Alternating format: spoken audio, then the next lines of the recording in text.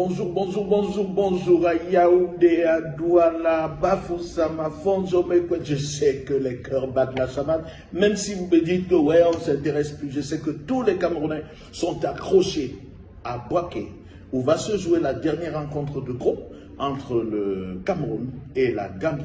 Et je sais qu'en ce moment, tout le monde a pris la calculatrice. Avant, il faut d'abord chanter l'hymne national. Il faut chanter que tous tes enfants du nord au sud, de l'est à l'ouest, soient tout amour. Il faut être avec beaucoup d'amour aujourd'hui pour affronter ce match et surtout être souriant. C'est la seule chose, c'est le foot, c'est le jeu, c'est le sport. Alors, qu'est-ce qui doit se passer aujourd'hui? Tout le monde a pris la calculatrice. Mais personne n'arrive à expliquer clairement aux gens ce qui doit se passer. Les meilleurs troisièmes là, on va prendre 4. Il y a 6 groupes. On va prendre 4. Et lorsqu'on a fait le classement des 2 premiers, c'est-à-dire que même si tes points dans un groupe dépassent les points du deuxième de notre groupe, ça ne compte pas puisque lui, il est deuxième, donc il est naturellement qualifié. Donc on va voir les équipes qui sont classées troisième. J'explique terre à terre pour que tout le monde comprenne. Quand vous êtes troisième de votre groupe, le premier critère, le nombre de points. Si tu as le nombre de points plus élevé que tout le monde dans le groupe, tu es le premier choisi. Et au fur et à mesure, si tout le monde a le même nombre de points et qu'on n'arrive pas à départager, on va prendre la différence de but, c'est-à-dire que le nombre de buts marqués, le nombre de buts encaissés. Par exemple, pour le cas du Cameroun, la différence c'est moins 2, parce qu'on a pris 3 buts contre le Sénégal, on en a marqué 1. Au premier match, c'était égalité. Donc, on a une différence de moins 2. Celui qui a 0 ou alors plus 1 est naturellement devant nous si on arrive à avoir le même nombre de points. Alors si là, on n'arrive pas à départager les gens, c'est le nombre de buts marqués. Et là, le Cameroun en a marqué 2. Et c'est pour cela qu'aujourd'hui, il faudrait, s'il y a possibilité de gagner la Gambie, marquer autant de buts que possible parce que chaque but est un élément comptable qui peut être décisif pour la qualification. Et puis, il y a quelque chose qui s'est déroulé après le match contre la Côte d'Ivoire qui n'est pas une chose qui n'est pas anodine. C'est-à-dire que la Côte d'Ivoire espère se qualifier en meilleur troisième avec 3 points.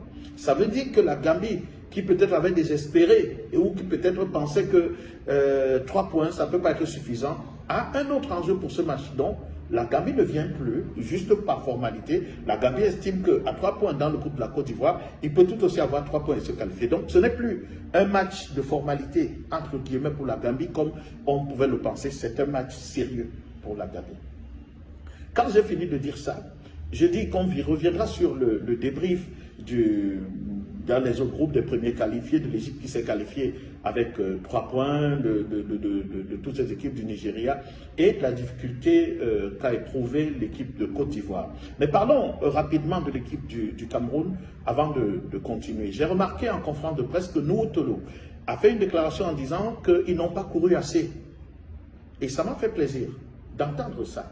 Ça m'a fait plaisir parce que ça veut dire qu'il a eu conscience qu'ils ne se sont pas suffisamment impliqués. Parce que ne pas courir assez veut dire qu'ils n'ont pas eu une implication qu'il fallait. Quand il a dit ça, je veux juste lui rappeler 2 choses.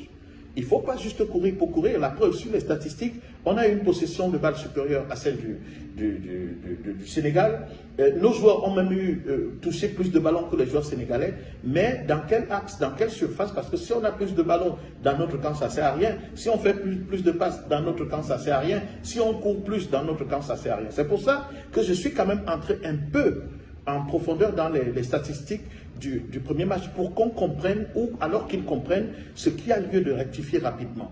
J'ai pris le nombre de joueurs ou le hit parade des joueurs qui ont touché le plus de ballons. Je constate que dans l'équipe du Cameroun, les 3 joueurs qui ont touché le plus de ballons par ordre de classement, c'est Castiletto avec 72 ballons, Christopher Wu avec 62 ballons et Zambo avec 64 ballons.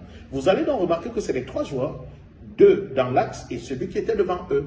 Donc en réalité, on jouait totalement à la défensive, on a subi le match. C'est-à-dire qu'ils peuvent toucher les ballons parce que justement on est en situation de domination. Et c'est pour cela que ce type de statistiques ne sont pas forcément à notre avantage. C'est-à-dire qu'on peut avoir touché 72 ballons comme Zambo, mais ça ne vaut pas les 37 ballons que Crépin Diatta a touché ou les 53 ballons que Crépin Diatta a touchés ou les 52 ballons que Jacobs a touchés. Alors quand vous voyez Crépin Diatta et Jacobs qui ont touché plus de ballons, c'était les deux joueurs de couloir. Ça veut dire que le jeu du Sénégal est lisible à partir du toucher de ballon. Ce sont les joueurs qui étaient actifs sur les couloirs. Et quand ils étaient sur les couloirs, quel est le troisième joueur qui a touché le plus de ballons dans l'équipe du Sénégal? C'est Sadio Mané. Or, dans l'équipe du Cameroun, ce n'est même pas Kémen, qui était supposé mener le jeu, qui a touché. Kémen n'a touché que 37 ballons. Et quand vous comparez donc avec, par exemple, même nous, Otolo, qui a touché 51 ballons et autres, vous comprenez que nous, on a subi. C'est pour cela que dans le toucher du ballon et dans la possession de balle, qu'elle soit pour nous, ça peut être intéressant, mais il faudra ensuite qu'on soit efficace. Parce que quand Tom Saintfiet, l'entraîneur de Gambie, dit par exemple qu'ils vont laisser le jeu aux Camerounais, parce qu'il a conscience qu'en nous laissant le jeu, on ne sait pas faire le jeu. Et donc, il faudrait que ces joueurs apprennent qu'aujourd'hui, la Gambie vient en essayant de profiter des failles, elle n'a rien à perdre. Ça veut dire que si elle gagne ce match, elle va attendre comme tout le monde désespérément. Alors que si le Cameroun gagne, il est sûr au moins d'être au pire des cas troisième, avec en plus un bon résultat derrière. Mais je voudrais surtout dire aussi autre chose, le Cameroun peut être deuxième de ce groupe.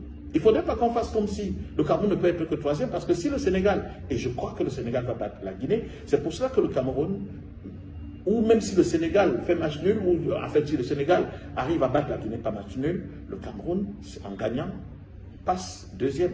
Et donc, on évite tous ces calculs de meilleur troisième. Voilà donc les enjeux de ce match, et j'espère, de mon point de vue, qu'aujourd'hui, ils vont courir comme Nouotolo a dit, ils vont se battre, parce que c'est de ça qu'il est question. Il faudrait aujourd'hui que vous compreniez, les gars, jouer ce match comme si c'était votre dernier match de vie. Et si on le joue comme ça, on n'a au moins aucun regret. Alors on vit chaque jour comme le dernier. Param, pam, pam. Alors considérez qu'aujourd'hui, c'est le dernier jour de votre vie.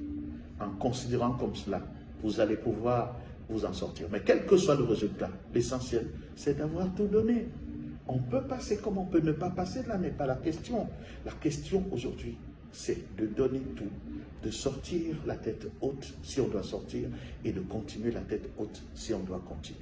Voilà donc pour le petit débrief que je voulais faire rapidement. Bye bye et je vous souhaite bonne chance les gars. Allez-y, il y a une possibilité à faire quelque chose. Vous avez votre destin en main. Il faut juste gagner et le reste, on n'aura pas besoin de calcul. Bye bye.